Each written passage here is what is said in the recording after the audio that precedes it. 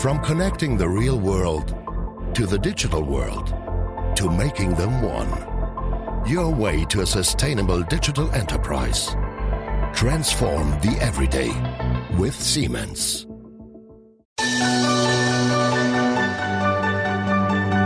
What's it like to care for someone who's sick? To wait for answers, to hope for healing. These are the moments our nation's healthcare teams and their patients face every single day. And it's why we do what we do.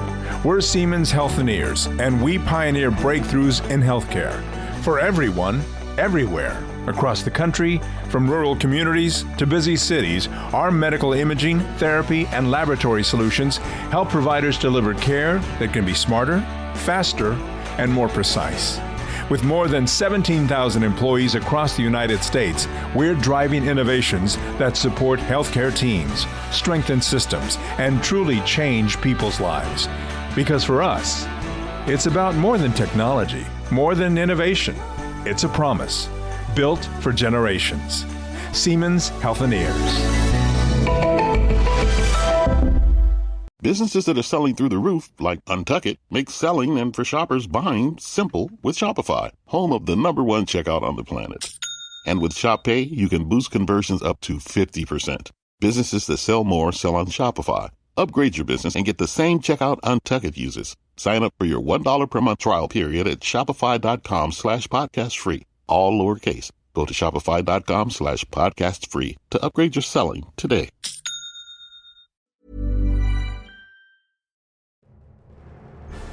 This is Auditory Anthology, a podcast featuring the best sci-fi short fiction. I'm your curator, Keith Conrad. We release new stories every Tuesday and Thursday. If you like what you hear, I hope you'll take the time to rate and review our show on your podcast player of choice. And be sure to recommend it to a friend. That'll help us grow the podcast and continue to share these stories with you each and every week. If you have a story you'd like to contribute to the series, you can visit submissions.soundconceptmedia.com or just follow the link in the show notes. You can also support the show by subscribing to our new Substack at auditoryanthology.substack.com. By becoming a paid subscriber, you'll help keep the stories coming. You'll also get every episode completely commercial-free, and you can now vote on which story will feature in the upcoming episodes. This week's story is The Lady or the Tiger by Frank R. Stockton. In a kingdom ruled by a semi-barbaric king, a young man's fate rests on a barbaric game of chance, unless the princess who loves him can use her secret knowledge to save him from either a hungry tiger or an arranged marriage.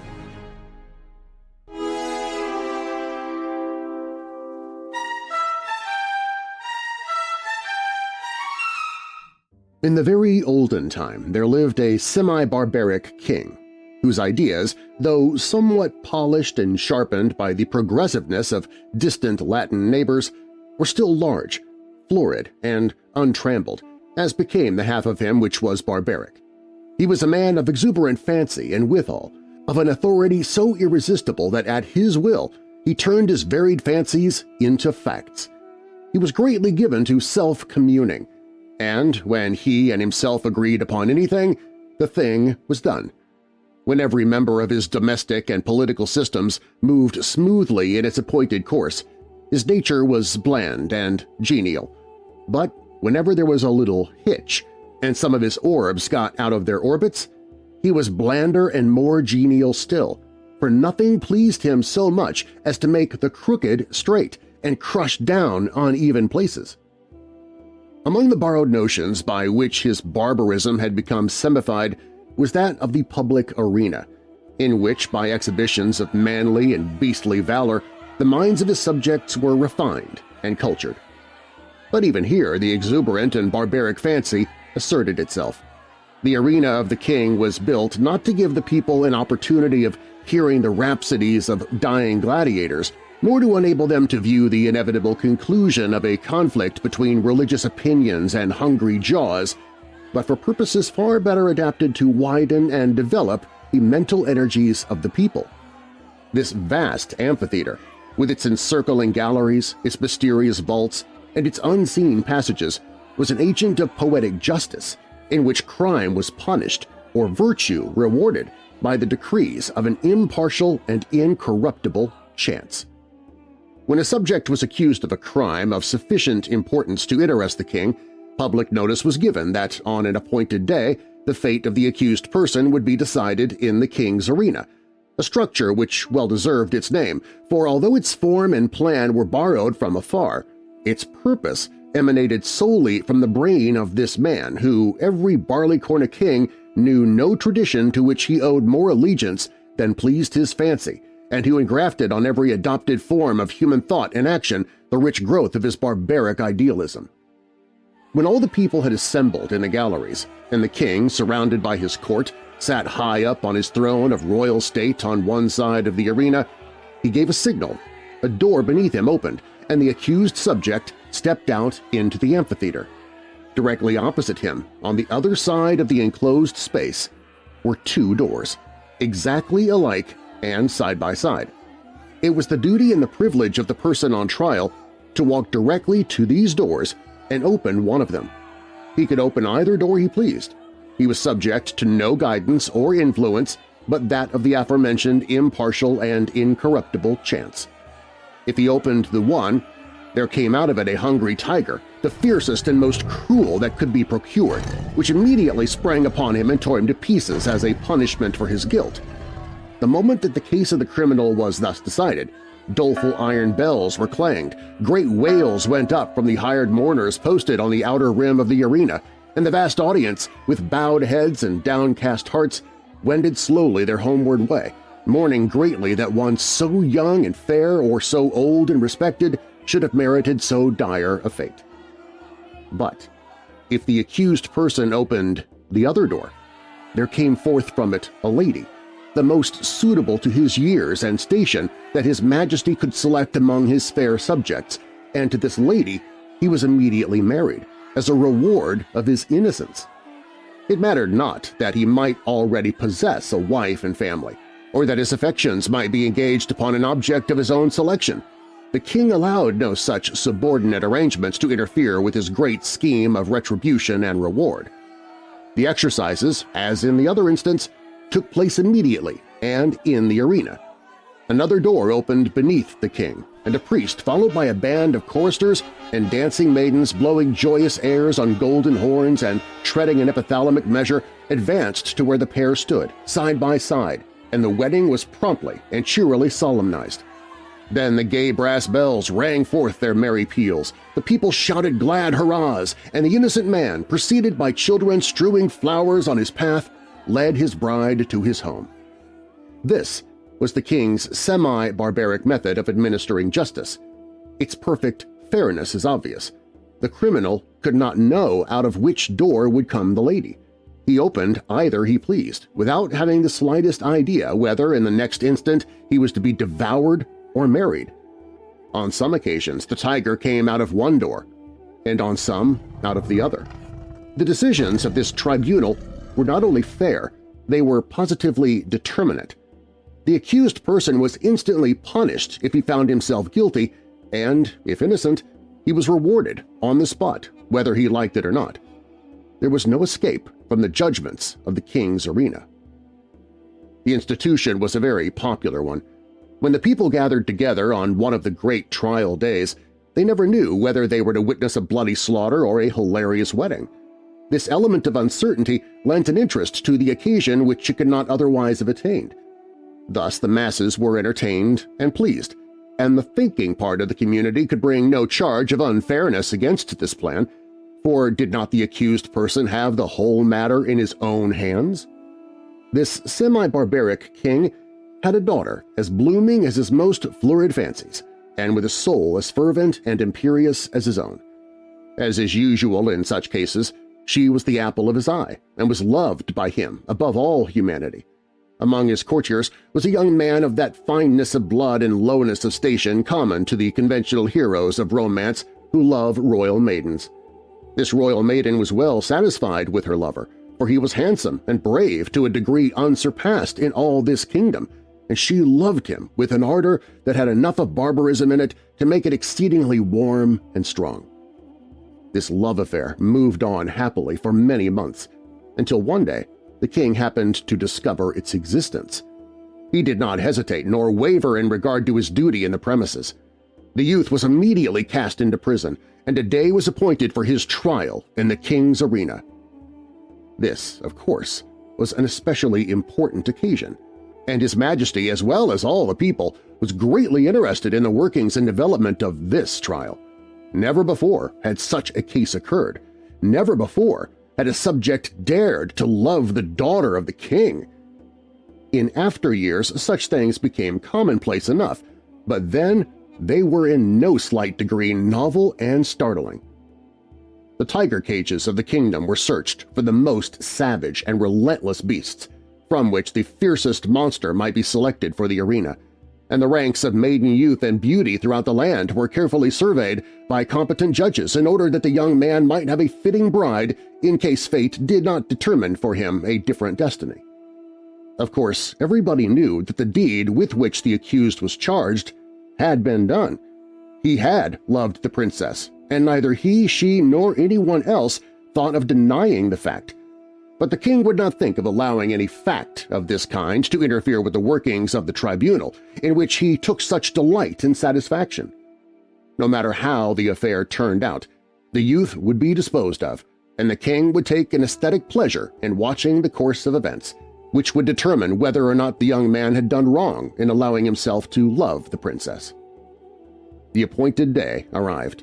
From far and near the people gathered and thronged the great galleries of the arena, and crowds unable to gain admittance massed themselves against its outside walls.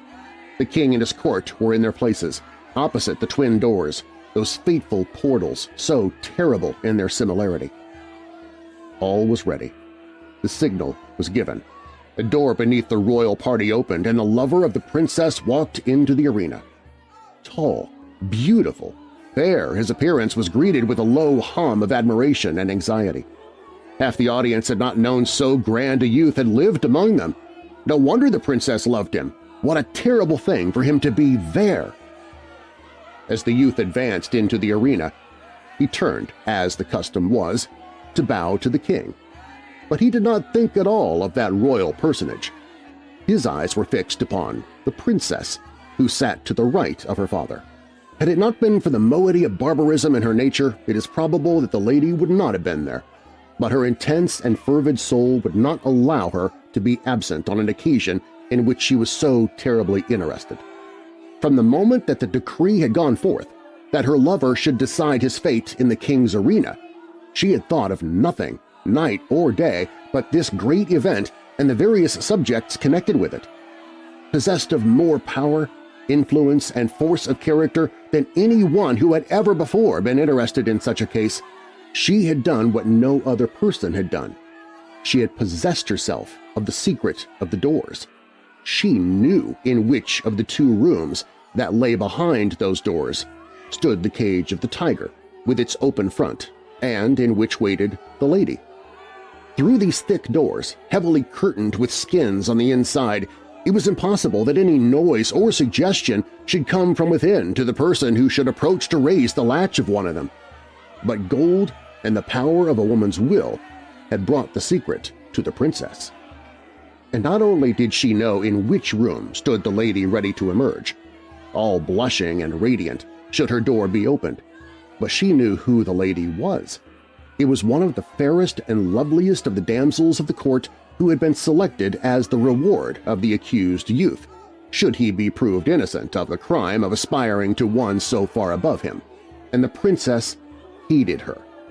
Often had she seen, or imagined that she had seen, this fair creature throwing glances of admiration upon the person of her lover, and sometimes she thought these glances were perceived and even returned. Now and then she had seen them talking together. It was but for a moment or two, but much can be said in a brief space. It may have been on most unimportant topics, but how could she know that? The girl was lovely, but she had dared to raise her eyes to the loved one of the princess, and with all the intensity of the savage blood transmitted to her through long lines of wholly barbaric ancestors, she hated the woman who blushed and trembled behind that silent door. When her lover turned and looked at her, and his eye met hers as she sat there, paler and whiter than any one in the vast ocean of anxious faces about her, he saw, by that power of quick perception which is given to those whose souls are one, that she knew behind which door crouched the tiger, and behind which stood the lady. He had expected her to know it. He understood her nature, and his soul was assured that she would never rest until she had made plain to herself this thing, hidden to all other lookers-on, even to the king. The only hope for the youth in which there was any element of certainty was based upon the success of the princess in discovering this mystery, and the moment he looked upon her, he saw she had succeeded, as in his soul he knew she would succeed. Then it was that his quick and anxious glance asked the question, which? It was as plain to her as if he shouted it from where he stood. There was not an instant to be lost. The question was asked in a flash. It must be answered in another. Her right arm lay on the cushioned parapet before her. She raised her hand and made a slight, quick movement toward the right. No one but her lover saw her. Every eye but his was fixed on the man in the arena. He turned, and with a firm and rapid step he walked across the empty space. Every heart stopped beating, every breath was held, every eye was fixed immovably upon that man. Without the slightest hesitation, he went to the door on the right and opened it. Now, the point of this story is this. Did the tiger come out of that door, or did the lady? The more we reflect upon this question, the harder it is to answer. It involves a study of the human heart, which leads us through devious mazes of passion, out of which it is difficult to find our way. Think of it, fair reader, not as if the decision of the question depended upon yourself, but upon that hot-blooded semi-barbaric princess, her soul at a white heat beneath the combined fires of despair and jealousy. She had lost him, but who should have him? How often in her waking hours and in her dreams had she started in wild horror and covered her face with her hands as she thought of her lover opening the door on the other side of which waited the cruel fangs of the tiger. But how much oftener had she seen him at the other door? How in her grievous reveries had she gnashed her teeth and torn her hair when she saw his start of rapturous delight as he opened the door of the lady? How her soul had burned in agony when she had seen him rush to meet that woman, with her flushing cheek and sparkling eye of triumph, when she had seen him lead her forth, his whole frame kindled with the joy of recovered life, when she had heard the glad shouts from the multitude and the wild ringing of the happy bells, when she had seen the priest and his joyous followers advance to the couple and make them man and wife before her very eyes, and when she had seen them walk away together upon their path of flowers, followed by the tremendous shouts of the hilarious multitude in which her one despairing shriek was lost and drowned.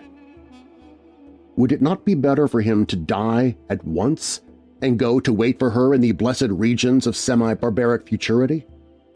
And yet that awful tiger, those shrieks, that blood… Her decision had been indicated in an instant, but it had been made after days and nights of anguished deliberation. She had known she would be asked. She had decided what she would answer. And, without the slightest hesitation, she had moved her hand to the right. The question of her decision is one not to be lightly considered, and it is not for me to presume to set myself up as the one person able to answer it. And so I leave it with all of you. Which came out of the opened door? The lady or the tiger?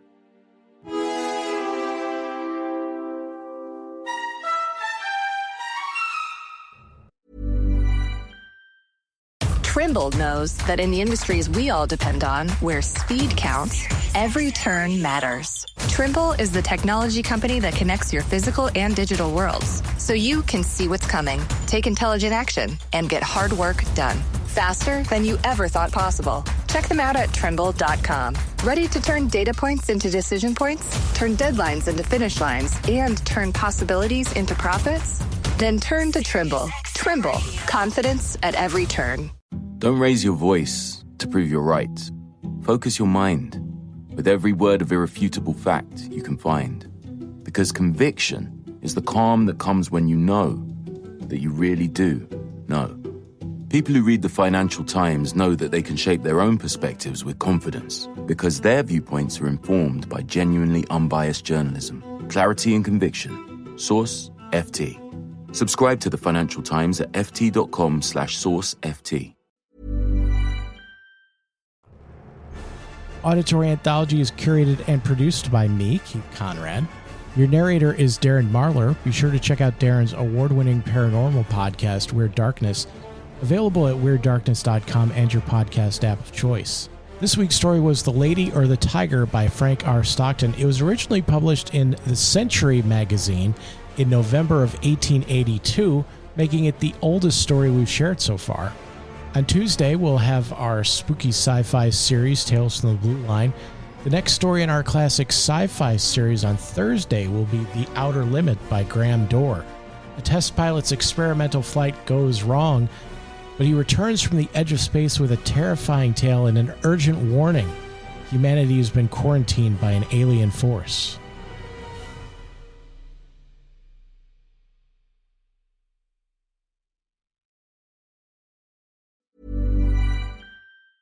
Did I put the clothes in the dryer? I hope they don't think I was serious. I need to be about awake. Snacks. I forgot my brain shut Just off. sleep already.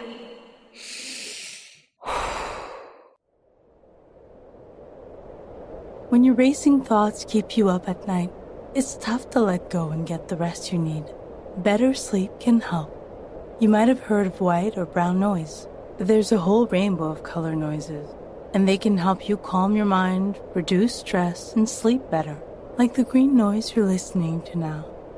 With the Better Sleep app, you can discover more color noises and over 200 soothing sounds, guided meditations, and bedtime stories. High-quality rest is vital to your mental well-being and physical health. Calm your restless mind, conquer your day, and sleep better at night. Download Better Sleep from the App Store or Google Play and start a 7-day trial today. Because when you sleep better, you feel better. They say if you want to go fast, go alone. But if you want to go far, go together. At Amica Insurance, we know what matters most to you. And we work even harder to protect it, together. As a mutual insurance company, we're built for our customers and prioritize your needs. Amica, empathy is our best policy. Call 877-41-AMICA for a free coverage review. Did you know that parents rank financial literacy as the #1 most difficult life skill to teach? Meet Greenlight, the debit card and money app for families. With Greenlight, you can set up chores, automate allowance, and keep an eye on your kids' spending with real-time notifications. Kids learn to earn, save, and spend wisely, and parents can rest easy knowing their kids are learning about money with guardrails in place. Sign up for Greenlight today at greenlight.com/podcast.